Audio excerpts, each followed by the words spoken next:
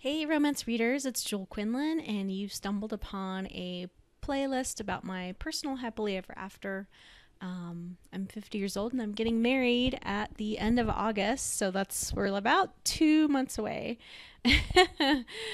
And I'm recording I know people keep complaining about the sound, and I need to get a better microphone. I know. I'm going to try and talk louder. I have a soft voice, and some people can't really hear the pitch of my voice. Maybe I'm not holding the microphone close enough, this one that I have here. So I'll try to do my best. I'm talking about, in this video, staying positive during my 50-year journey, like how that was for me.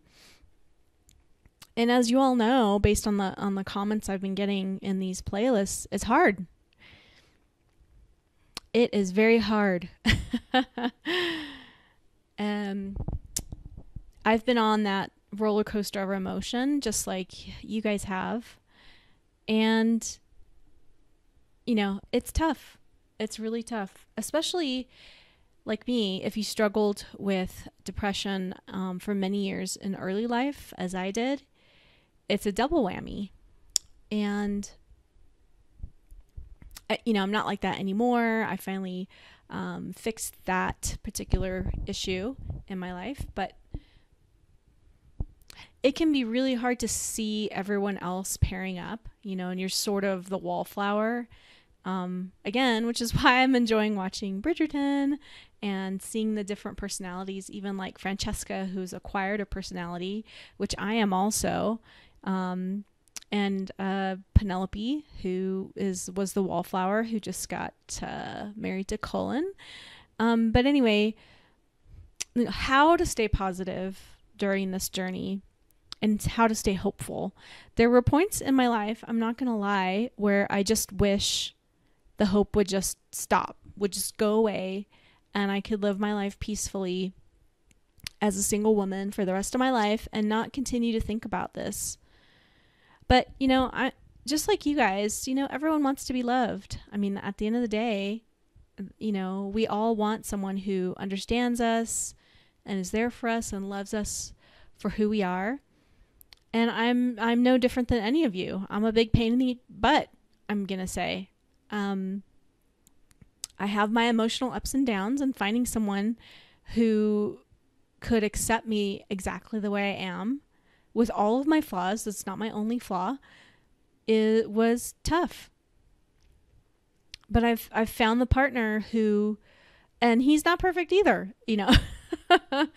But I said in one of my other videos, it's like two puzzle pieces coming together that fit the right way, where there's acceptance and there's forgiveness and we come together. But that's beside the point. So before I found my love, who I'm going to marry, it was very hard to stay hopeful. So what did I do in that time? I quickly figured out that any kind of bitterness or anger for past dating and partnership experiences had to be let go. Because when you're holding on to that, or in my case, I'm just going to talk about myself, when I was holding on to that, it's like it was embedded in my soul. And I'm not a person who can hide my emotions very well.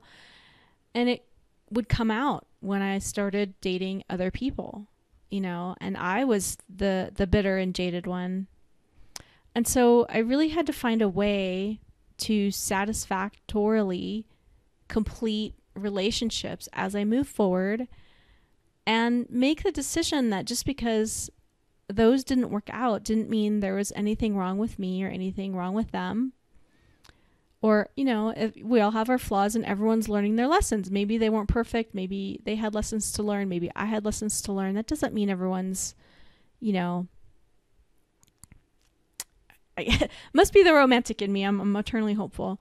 But that doesn't mean anyone's, to be thrown away. It's just everyone's on a different path, on a different journey, and we're all learning lessons. And maybe at that time, it wasn't the right fit. And I would even say that it took me so long to find my partner now because it wasn't a right fit still. Like, I had to learn all my lessons before I could be the right one for him as well. And so the staying hopeful part, it was like I had to really process all these things and come to the spot of whatever you want to call it. It doesn't have to be forgiveness or acceptance. You can rationalize it. Kind of what I kind of rationalize and let it go, and just try to understand that, you know, people are just people. We all want to be loved, and to drop the bitterness and the anger and not let it infect the next person I was with, and to try to move forward with an open heart. I have said this before, but I had to take time, usually long stretches of time after a relationship, to heal and become the positive, hopeful person again that I strive to be whole in my own life. You know what I mean?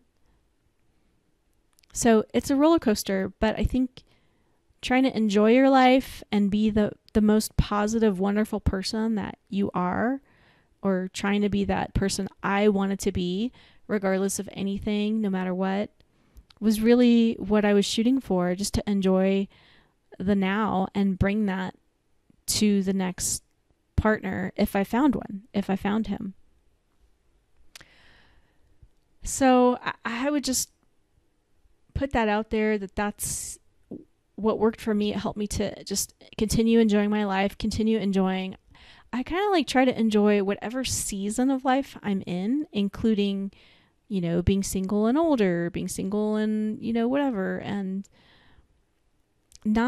try not to let things get to me. Just understand my life is unique and it's unfolding its own unique way, and to try to keep an open mind that it doesn't have to follow the pattern that everyone else's life is following. I think that's key also, to just drop the expectation of some kind of pattern like that,